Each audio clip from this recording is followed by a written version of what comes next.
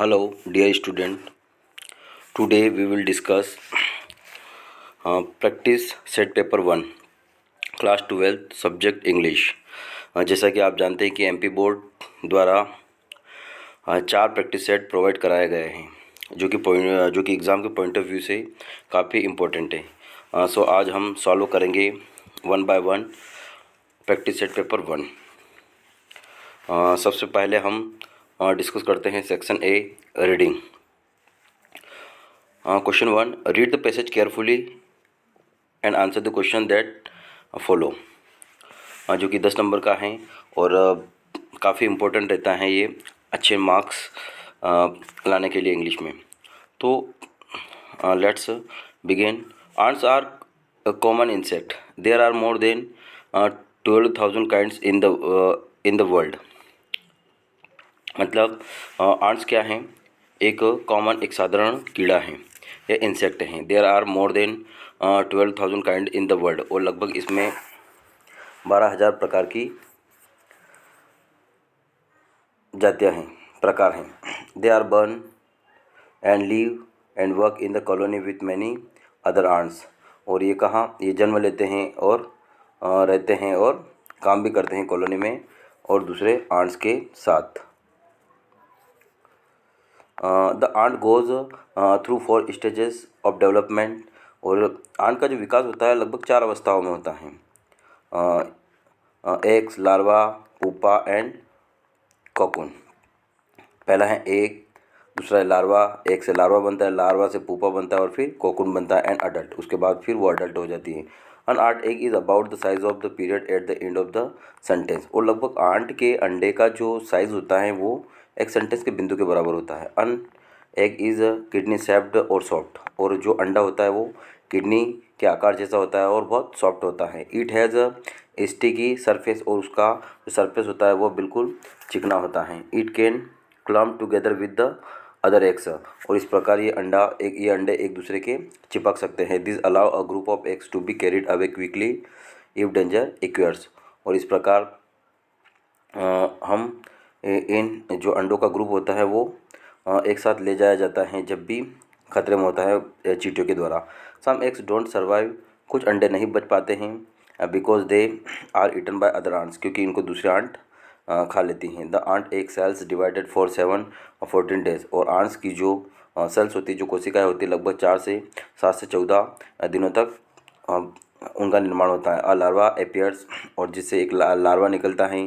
The larva will shed its skin about 3 times. और larva भी लगभग तीन प्रकार की स्किन होती है उसमें। It's constantly. और इस प्रकार इसको वो खाता है। It will get bigger each time it sheds. इस प्रकार वो बड़ा होता चला जाता है। The larva sucks up liquid from the food brought to it. और इस प्रकार लार्वे को चूस लिया जाता है और इस प्रकार भोजन रहता है चींटियों का। Sometimes adult ants eat food and spit it up for the larva. और इस प्रकार कुछ आंट्स थोड़ा फूड भी लेती हैं और स्पाइट मतलब थूक देती हैं फॉर द लार्वा के लिए। The larva will also get Harrier. और लार्वा इस प्रकार हैरियर हो जाता है, मतलब उस पर थोड़े से झुर्रियाँ आ जाती हैं। It will have hooked like hairs. और इस प्रकार वो हुक्ड हो जाता है, मतलब बंध जाता है उन झुर्रियों के कारण। This hair allow group of them to be picked up and carried like a egg. और इस प्रकार जो हेयर्स होते हैं वो उन ग्रुपों के द्वारा पिक्ड किए जाते हैं और उनको उनके अंडों को लाया जाता है। A larva does not have any feet. लार्वे का कोई पाँव नहीं होता है। It can bend a little towards food. और वो भोजन की तरफ ऑटोमेटिक आकर्षित होता है। Some types can also move along about. इस प्रकार कुछ मूव होते हैं। About 25 days later a larva change into a pupa. और इस प्रकार लगभग 25 दिनों तक इस प्रक्रिया के बाद जो लार्वा है वो पुपा में कन्वर्ट हो जाता है। Like other insect. और दूसरे इंसेक्ट की तरह आंट हैव जॉइंटेड लेग्स। उसके लेग होते हैं, 3 बॉडी पार्ट्स और 3 बॉडी पार्ट्स होते हैं, एंड 2 एंटीनाज और 2 एंटीनाज भी होते हैं जो कि हेड के ऊपर होते हैं। The 3 body parts are covered by the exoskeleton. और इस प्रकार वो इसके स्केलेटन के द्वारा कवर्ड होते हैं। An exoskeleton is a skeleton located on the outside of their body. और इस प्रकार ये जो स्केलेटन होते हैं ये उनके बॉडी के बाहर की तरफ लोकेटेड होते हैं। An ant's head contains its brain, और उसके आंट्स के हेड में ही उसका ब्रेन होता है। It's also holds two compound eyes, उसके खुद की 2 आँखें होती हैं। And pharynx the start of the digestive system, इस प्रकार एक फेरेंक्स होता है जो कि एक डाइजेस्टिव सिस्टम होता है। The antenna are attach to the head, और उसके एंटीना माथे पे लगे हुए होते हैं। टू द मैंडिबल्स मतलब जो जबड़ा। On his head can bite and chewed food, जो क्या करता है उसके माथे पर होता है जिससे वो काटती है और चबाती हैं भोजन को। 3 kinds of ant live in colony, और 3 प्रकार की आंट्स होती हैं कॉलोनी में। Queen are ants who lay the eggs for the whole colony, और क्वींस आंट्स होती है जो कि पूरे कॉलोनी में अंडे देती हैं। They are bigger than other ants, और जो कि दूसरे आंट से बड़े होते हैं। दे वर फेड मोर अज लार्वा, और वो लार्वे के रूप में भोजन करती हैं। दे हैव विंग्स, उनके पंख होते हैं। If a queen should die, जब क्वीन मर जाती हैं, the whole colony falls apart, इस पर पूरी कॉलोनी क्या हो जाती हैं, फॉल्स हो जाती हैं।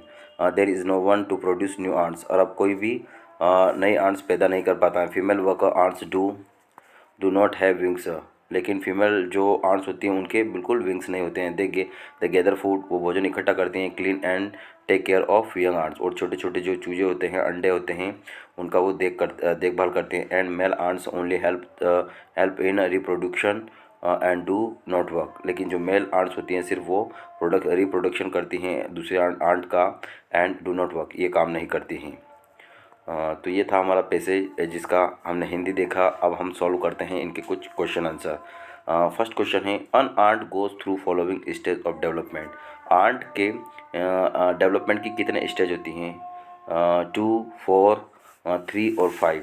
तो इसका सही आंसर होगा 4 स्टेजेस। कितनी स्टेज होती हैं? इसका आंसर बिल्कुल राइट है।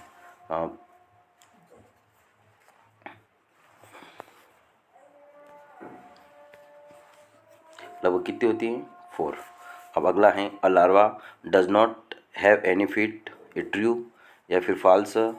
तो ये है ट्रू। अगला क्वेश्चन हमारा, which of these is located on the head, क्या रहता है उसके माथे सिर के ऊपर? तो इसके सिर पर होता है, sorry, which of these is located on the head, क्या रहता है उसके माथे के ऊपर? तो इसका सही आंसर होगा फेरेंक्स। क्या होता है? फेरेंक्स। अगला क्वेश्चन है, which of the following statement is true?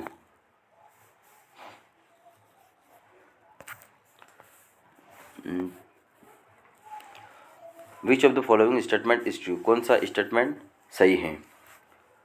On ant's brain in his the thorax, उसका ब्रेन थॉरेक्स में होता है। The thorax is a chest area, और थॉरेक्स एक चेस्ट एरिया है। Ants does not have lungs, ants के lungs नहीं होते हैं। और queens lay eggs for the whole colony, और वही जो चींटी रानी होती है वही पूरे कॉलोनी में अंडे देती है। तो इसका सही आंसर क्या होगा? चौथे का सही आंसर होगा queens lay eggs for the whole colony. Queens ही क्या करती हैं? पूरे कॉलोनी में अंडे देती हैं।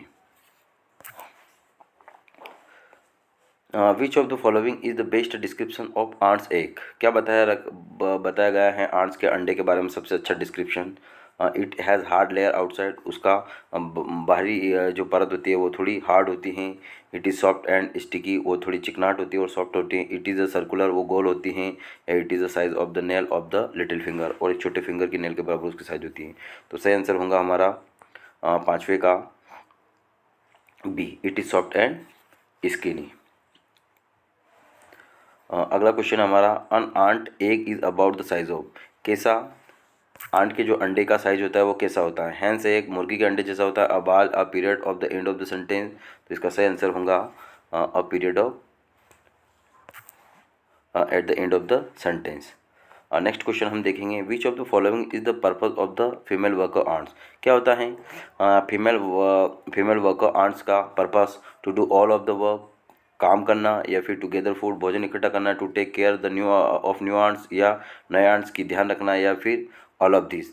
तो जो हमारा 7वां क्वेश्चन है इसका सही आंसर होगा ऑल ऑफ दिस। अब देखते हैं हम question number 8, what happen if a queen should die, क्या होगा जब रानी मर जाएंगी। तो एग विल डाई, अंडे भी साथ में मर जाएंगे। New ants are not produce, और नई आंट का जन्म नहीं होगा। या लार्वा विल डाई, लार्वा भी मर जाएगा। अदर आंट्स विल डाई, या दूसरे आंट्स भी मर जाएंगी। तो इसका सही आंसर होगा C, new ants are not produce, नई आंट्स जन्म नहीं ले पाएंगी। अब देखते हैं हम question number 9। Which of this has similar meaning of clump, clump का सिमिलर मीनिंग क्या होगा।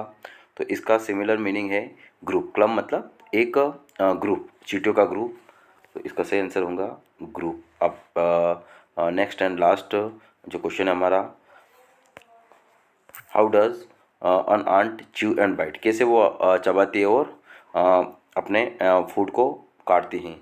तो विथ टीथ, दांतों के जरिए, विथ फैरेंक्स, या फिर विथ मैंडिबल्स, या फिर विथ लेग। तो विथ मैंडिबल, सही आंसर होगा मैंडिबल। मैंडिबल मतलब जॉ, जॉ मतलब जबड़ा। तो इस प्रकार सॉल्व किया हमने पैसेज, जो कि एग्ज़ाम के पॉइंट ऑफ व्यू से काफ़ी इंपॉर्टेंट हैं। अब हम नेक्स्ट सॉल्व करते हैं note making. Read the following passage carefully and make notes on its, also give a suitable title to it. तो कन्वर्सेशन, आपको पता चल रहा है कि टाइटल क्या है, कन्वर्सेशन। तो ये तुम्हें स्वयं को करना है। अब देखते हैं हम थर्ड क्वेश्चन भी आप स्वयं करना, एंड फोर्थ, फिफ्थ, और हम सीधे पहुंचते हैं क्वेश्चन नंबर 6, जो कि वेरी वेरी मोस्ट इम्पोर्टेंट है। इसको हम सबसे पहले सॉल्व करेंगे। तो पहला क्वेश्चन है, Suresh is boy who has got a place in the merit list. तो राइट आंसर क्या होगा, Suresh is the boy. Right answer है हमारा द बॉय, जो कि एक आर्टिकल से लिया हुआ क्वेश्चन है। नेक्स्ट क्वेश्चन हमारा, how time do you take to reach your school, कितना समय लगता है स्कूल पहुंचने में। तो आप जानते हैं कि टाइम अनकाउंटेबल नाउन है, तो टाइम के साथ हमेशा क्या यूज़ करते हैं हम, मच। और नेगेटिव होता तो हम एनी यूज़ करते। अब हम यूज़ करेंगे he is good at English. तो इसमें आएगा एट। एट हम इसलिए यूज़ करेंगे बिकॉज गुड एडजेक्टिव है, और हमेशा गुड के साथ एट प्रीपोजिशन आता है। इंग्लिश इज़ मैनी कंट्रीज, तो इसमें क्या आएगा, इंग्लिश इज़ मैनी कंट्रीज। तो इसका सही आंसर है स्पोकन। नेक्स्ट क्वेश्चन है, the man the police arrested last night is a big thief. तो इसका सही आंसर आएगा हु। सॉरी, हु नहीं यूज़ करेंगे हम।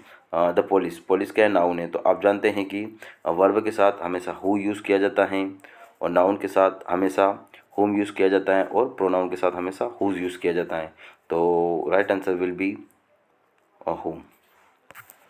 क्या होगा, होम।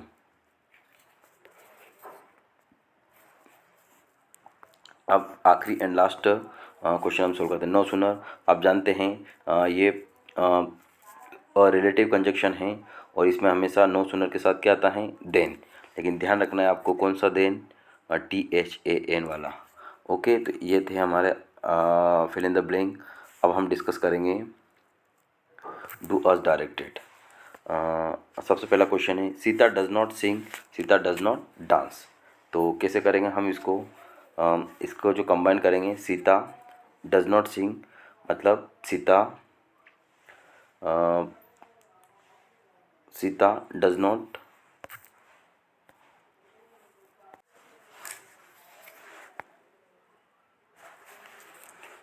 इसका सही अब हम सॉल्व करते हैं। Sita does not sing, she does not dance.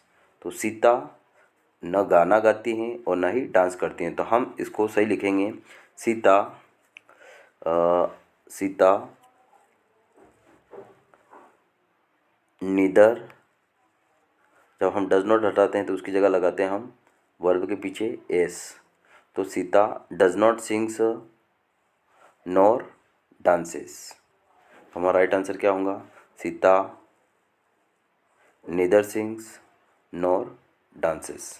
Okay, अब नेक्स्ट क्वेश्चन है हमारा, if Rajesh does not act now she will lose everything. तो इसका सही आंसर क्या रहेगा, इफ़ की जगह हम यूज़ करेंगे अनलेस।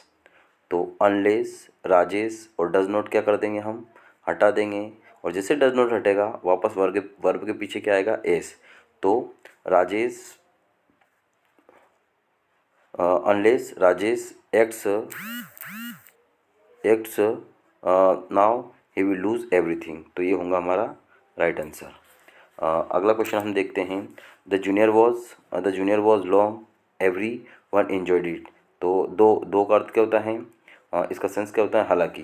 तो हम इसमें लिखेंगे दो द जर्नी वॉज लॉन्ग, हालांकि यात्रा बड़ी लंबी थी लेकिन इसको सबने क्या किया, एंजॉय किया। तो हम दो कहाँ यूज़ करेंगे, बिफोर द सेंटेंस, दो। तो राइट आंसर क्या होगा, the journey was the journey was long every one enjoyed it. Next sentence है हमारा सी हर्ट हर फ्रेंड्स। तो यहाँ हम देखेंगे इसको नेगेटिव में चेंज करना है। तो हर्ट क्या है यहाँ, वर्ब की सेकंड फॉर्म। तो हमेशा वर्ब की सेकंड फॉर्म के साथ हेल्पिंग वर्ब कौन सी आती हैं, डिड। तो हम इसको नेगेटिव में चेंज करने के लिए क्या करेंगे, did helping verb plus not लगाएंगे। तो इसका सही आंसर क्या होगा, C did not hurt her friend. Okay, क्या आएगा सही answer, C did not hurt her friend. ठीक है। अब नेक्स्ट क्वेश्चन हम सॉल्व करेंगे। I do not know why he has come here. तो इसको हमें चेंज करना है। इसका हमें क्लोज को अंडरलाइन करना, क्लोज जो अंडरलाइन है उसको आइडेंटिफाई करना है। तो आपको एक ध्यान रखना है, जो हम नाउन क्लोज को आइडेंटिफाई करते हैं वहाँ हमेशा जब हम फर्स्ट वाले सेंटेंस को स्पीक करते हैं तो वहाँ हमेशा क्या वाला एक क्वेश्चन हमारे माइंड में आता है। तो आई डोंट नो, जैसे I speak I don't know, मैं बोलता हूँ आई डोंट नो, मैं नहीं जानता हूँ, तो आप कहोगे क्या। तो यहाँ हम आसानी से आइडेंटिफाई कर लेंगे कि कौन सा नाउन क्लोज आएगा, सॉरी कौन सा क्लोज आएगा, नाउन क्लोज। तो कौन सा क्लोज आएगा, नाउन क्लोज। Okay, clause. अब नेक्स्ट क्वेश्चन हम देखते हैं। This is the man is my neighbour, the man is talking to your uncle. तो इसका सही आंसर क्या रहेगा, the man is talking to your uncle who is my neighbour. तो हम क्या करेंगे, जो द मैन है इसकी जगह हम क्या यूज़ करेंगे, हु। और उसके बाद क्या लिखेंगे, the man is talking to your uncle who is my neighbour. Okay, तो इस प्रकार हमने ये ग्रामर के क्वेश्चन से सोल्व किए। अब हम देखते हैं क्वेश्चन नंबर 8 जो कि एक्सट्रैक्ट हैं, जो कि हमारी फ्लेमिंगो बुक से आया हुआ है, जिसके 5 नंबर हैं। तो हम रीड करते हैं। My children this is the last lesson. यहाँ टीचर स्वयं बोलते हैं, mister हैमल my children this is last lesson, ये मेरा लास्ट लेसन है। आई शैल गिव यू, मैं आपको बताऊँगा। The order has come from Berlin to teach only German in the school of Alaska and Lorraine. कि जर्मन से एक ऑर्डर आया है, और ऑर्डर ये है कि यहाँ सिर्फ अलास्का में और लोरिनो में जर्मन पढ़ाई जाएंगी। The new master comes tomorrow, नया टीचर आपका कल से आएगा। This is your last French lesson, और ये आपका लास्ट फ्रेंच लेसन है। I want you to be very attentive, मैं चाहता हूँ कि आज तुम बड़े अटेंटिव रहो। What thunder clap this word are to me, कितने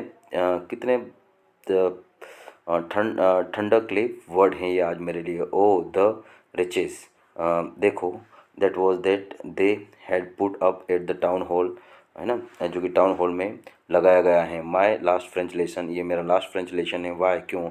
आई हार्डली न्यू, मुझे पता नहीं है। हाउ टू राइट, मैं कैसे लिखूँ। I should never learn any more, मैं अब आपको नहीं सिखा सकता हूँ ज़्यादा। आई मस्ट स्टॉप देयर, मुझे अब यहीं रुकना चाहिए।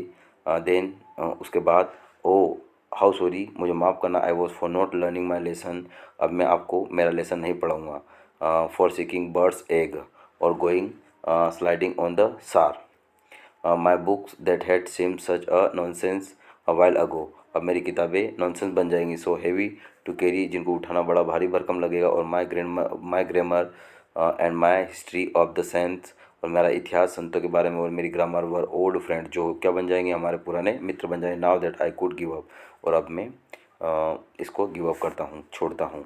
तो हम ये था हमारा पैसेज का हिंदी अनुवाद। हम अब देखते हैं क्वेश्चन। तो पहला क्वेश्चन है, which of the order has been come from Berlin, कौन सा ऑर्डर आया था बर्लिन से। तो क्लोजर ऑफ स्कूल, स्कूल बंद करना, या रस्टिकेशन ऑफ फ्रेंच, या फ्रेंच को स्कूल नहीं आने देना, या ट्रांसफ़र टू मिस्टर हेमल, या मिस्टर हेमल का ट्रांसफ़र करना है। No French to be taught, तो कोई फ्रेंच अब पढ़ाई नहीं जाएंगी यहाँ। ये था हमारा पहला। अब सेकंड क्वेश्चन है, why did Mister Hamel way want to student to be attentive, क्यों चाहते थे मिस्टर हैमल कि सभी बच्चे थोड़े अटेंटिव रहे? Because it is his last French lesson, ये उनका लास्ट फ्रेंच लेसन था। Because the order has come from Berlin, या फिर ऑर्डर आया था बर्लिन से, या because he is about to tell important question for the exam, या फिर इंपॉर्टेंट क्वेश्चन के बारे में वो बता रहे थे, या फिर because he is going to be retired, या फिर वो रिटायर्ड होने जा रहे थे। तो आप सब जानते हैं कि because it is has last French lesson, ये उनका क्या था? आखिरी फ्रेंच लेसन था। अब हम देखते हैं question number third, which of this seems old friend to French, कौन है ओल्ड फ्रेंच फ्रेंच के ओल्ड फ्रेंड फ्रेंच के लिए? तो सही आंसर होगा हमारा हिज बुक्स, क्या होगा? उनकी किताबें। What a thunder clap this word to me, thunder clap का यहाँ सेंस क्या निकलेगा? थंडर क्लेप का अर्थ होता है प्लीजेंट या वेलकम। तो हम देखते हैं, which of this express the meaning of the underlined word to the above line, क्या होगा इसका एक्सप्रेशन?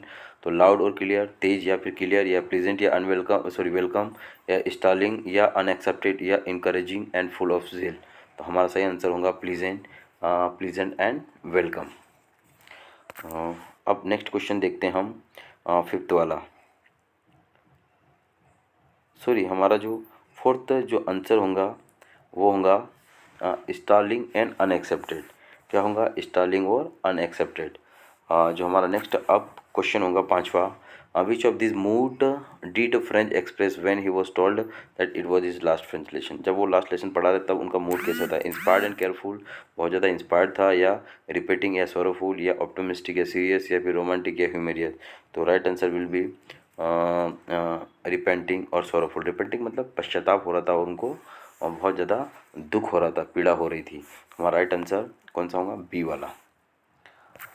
अब हम देखते हैं question number 9, read the following extract and answer the question that फिलो।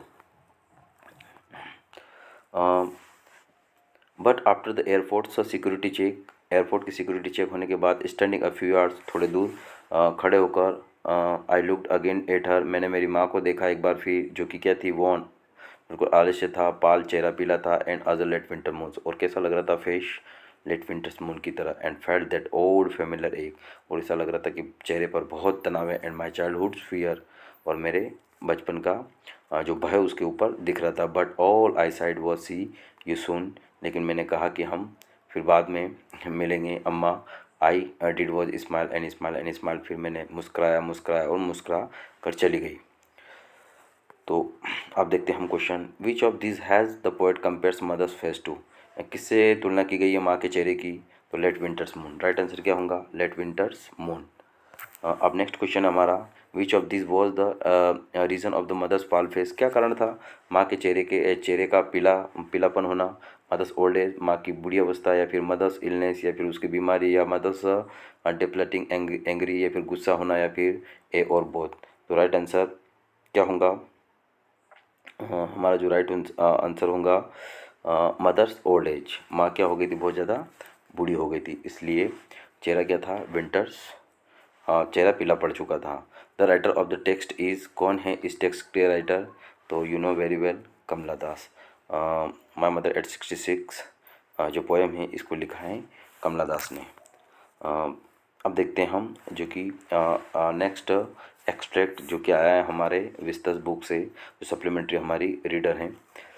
तो हम इसको पढ़ते हैं। अर्ली दिस ईयर, इस वर्ष की शुरुआत में, I found myself about a Russian research vessel, मैंने अपने आप को कहाँ लगाया?